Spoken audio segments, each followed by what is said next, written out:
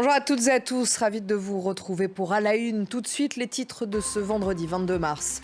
Anthony Blinken en Israël.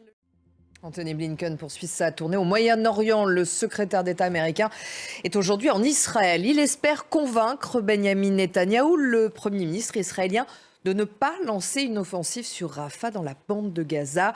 Hier, lors d'une conférence de presse donnée en Égypte, il a déclaré que cette opération serait une erreur et inutile.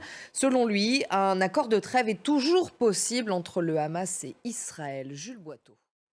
J'ajoute que le Conseil de sécurité de l'ONU doit se prononcer aujourd'hui sur le projet de résolution des États-Unis. Ils appellent, je cite, à un cessez-le-feu immédiat et à la libération des otages dans la bande de Gaza. Et dans la bande de Gaza, justement, l'aide humanitaire continue à arriver au compte-gouttes. L'ONU parle d'une famine imminente si rien n'est fait. Comment mieux armer l'Ukraine? Les 27 se sont penchés sur cette question hier lors d'un sommet européen. Ils ont décidé, je cite, d'aller de l'avant. La campagne présidentielle prend fin ce soir à minuit au Sénégal. Les Sénégalais voteront dimanche pour le premier tour de la présidentielle. Ils sont un peu plus de 7 millions attendus dans les bureaux de vote.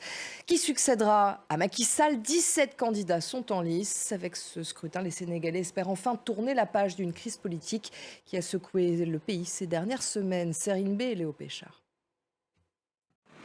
Aujourd'hui, c'est la journée mondiale de l'eau, une ressource vitale encore loin d'être accessible à tout le monde et qui se fait aussi de plus en plus rare. Des pays font face à des sécheresses en continu.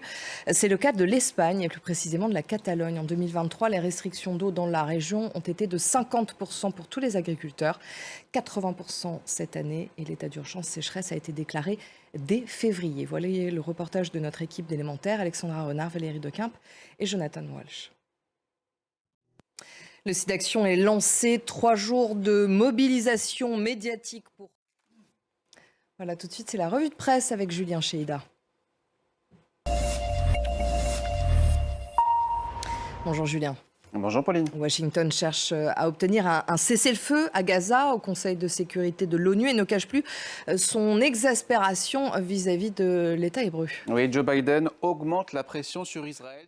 Merci beaucoup Julien, c'était la revue de presse.